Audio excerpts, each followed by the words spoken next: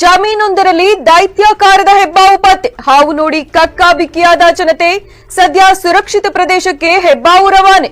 ಮಳವಳ್ಳಿ ತಾಲೂಕಿನ ಗೊಲರಳ್ಳಿ ಗ್ರಾಮದ ಬಳಿ ಇರುವ ನಜಾಪುರ ಗ್ರಾಮದ ಮಹದೇವು ಎಂಬುವರ ಜಮೀನಿನಲ್ಲಿ ದೈತ್ಯಾಕಾರದ ಹೆಬ್ಬಾವು ಪತ್ತೆಯಾಗಿದೆ.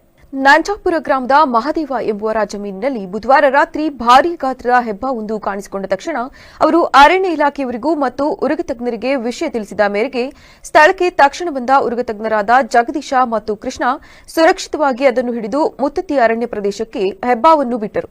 ನಂತರ ಜಗದೀಶ್ ಮಾತನಾಡಿ, ನಮ್ಮ ಹಲಗೂರು ಹೋಬಳಿ ವ್ಯಾಪ್ತಿಯಲ್ಲಿ ಇತ್ತೀಚೆಗೆ ಹೆಚ್ಚಾಗಿ ಹೆಬ್ಬಾವುಗಳು ಕಾಣಿಸಿಕೊಳ್ಳುತ್ತಿದ್ದು, ಅವುಗಳು ರೈತರು ಸಾಕಿದ ಆಡು, ಕುರಿ, ಮೇಕೆ ಮತ್ತು ಇತರೆ ಪ್ರಾಣಿಗಳನ್ನು ಮೊದಲು ಕಾಲನ್ನು ಹಿಡಿದು ನಂತರ ಅದನ್ನು ಸುತ್ತಿಕೊಂಡು ಅದರ ಪ್ರಾಣ ಹೋದ ನಂತರ ನುಂಗುತ್ತವೆ. ಆಹಾರದ ಕೊರತೆಯಿಂದ ಅವುಗಳು ಜಮೀನಿನ ಹತ್ತಿರ ಹೆಚ್ಚು ಓಡಾಡುತ್ತಿವೆ. ಇದುವರೆಗೂ 12 ರಿಂದ 13 ಹೆಬ್ಬಾವುಗಳನ್ನು ಸುರಕ್ಷಿತವಾಗಿ ಹಿಡಿದು ಅರಣ್ಯ ಇಲಾಖೆಯವರ ಸಮ್ಮುಖದಲ್ಲಿ ಅರಣ್ಯ ಪ್ರದೇಶಕ್ಕೆ ಬಿಟ್ಟಿರುತ್ತೇವೆ. ನಾಗರಹಾವು, ಕೆರೆಹಾವು ಅಥವಾ ಇನ್ಯಾವುದೇ ತರಹದ ಹಾವುಗಳು ಇದ್ದರೂ ಸಹ ಅವುಗಳನ್ನು ಸಾಯಿಸಲು ಹೋಗಬೇಡಿ.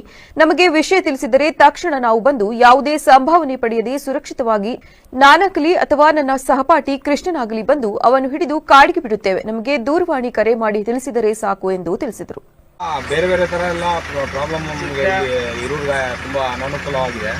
ಈಗ ನೋಡಿ, ಈಗ ಫೋನ್ ಮಾಡಿ ಒಂದು ಅರ್ಧ ಗಂಟೆ 1 ಅವರ್ ಆದ್ರೂ ಯಾರು ಇದ್ರ ಬಗ್ಗೆ ಗಮನವನ್ನೇ ತಗೊಂಡಿಲ್ಲ.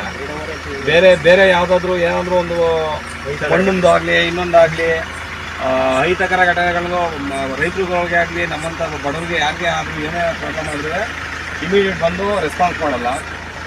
ಇಂಥವಕ್ಕೇನು ಬರಲಿಲ್ಲ ಅಂತಂದರೆ ಮತ್ತು ಅವರು ಅಧಿಕಾರಿಗಳಿಗೆ ಒಂದು ಜವಾಬ್ದಾರಿ ಅನ್ನೋದು ಬೇಕು. ಬೇರೆದಕ್ಕೆ ಮಾತ್ರ ಓಡಿ ಬರ್ತಾರೆ ಇಲ್ಲಿಗೆ. ಇಂಥವಕ್ಕೆಲ್ಲ ಯಾರು ರೆಸ್ಪಾನ್ಸಿಬಲ್ ತಗೋತಾರೆ? ಮತ್ತು ಇದೆಲ್ಲ ಒಂದು ಸ್ವಲ್ಪ ಗಮನ ಹರಿಸಿ ಸ್ವಲ್ಪ ಇಲ್ಲಿರೋ